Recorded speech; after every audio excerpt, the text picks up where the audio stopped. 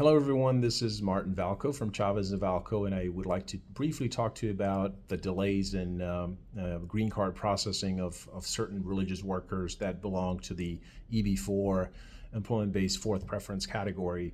There was an article by the Associated Press that came out today for which I was interviewed among other attorneys and other people, and that highlighted the delays by 3 to 4 years in the processing of green cards of religious workers such as ministers and priests and imams. And what has happened back in March, the Department of State had realized that they had made a mistake in creating a special category for nationals of Honduras, El Salvador, and Guatemala. And they basically carved out their own category because they presumed that their nationals had many applications for green cards and immigrant visas out there, and so it basically warranted a creation of their own category. And then in March they realized they'd made a mistake, and then they should not have their own category, so they kind of fused them back into the rest of the world, which created a pretty heavy backlog for the rest of the people, and especially in the EB4 preference category, which also includes ministers and priests and certain religious workers.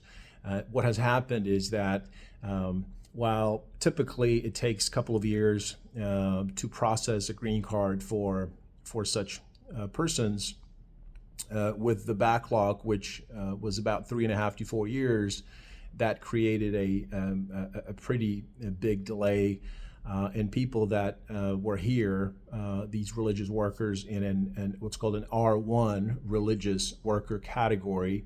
That maximum they can ask for is 60 months, so 5 years. And some of them that were not able to file for their green card petition, which is the I-360 petition, and then when that is approved, you can go ahead and apply for the green card. And so while everything was kind of going well, when this announcement came in March of this year, it had made lots of people feel uneasy, and of course the employers, the congregations, and the other organizations have to kind of decide what to do and how to deal with this backlog.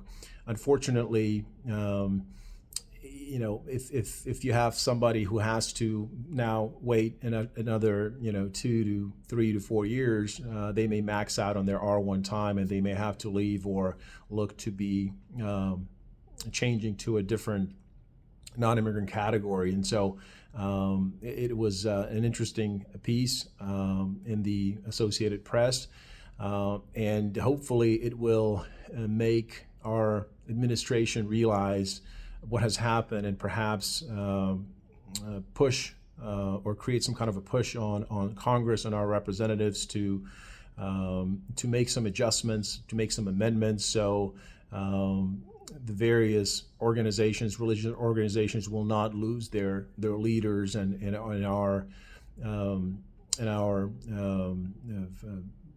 various priests and pastors and imams and all of the people that are involved in our religious lives. And so that's what it was about. Hopefully we'll get some kind of a resolution soon, but if you'd like to read the article, you could click on the link in the comments. Thank you so much. Have a good one. Bye-bye.